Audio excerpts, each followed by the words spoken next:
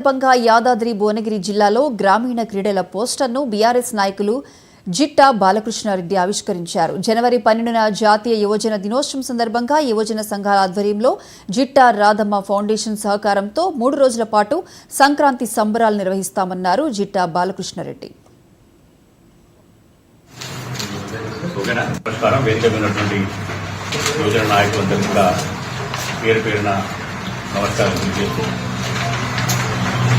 జనవరి 12 స్వామి వివేకానంద జయంతి జాతీయ యువజన దినోత్సవం పురస్కరించుకొని ప్రతిసారి కూడా గత 20-25 ఏళ్లుగా రాష్ట్ర స్థాయిలో మరి యువజన సంఘాల వ్యవస్థాపక అధ్యక్షుడిగా జాతీయ యువజన అవార్డు గ్రహీతగా ఎక్కడో ఒకటి ఏదో కార్యక్రమం అనేక రకాలుగా చేస్తూ వస్తున్నాం.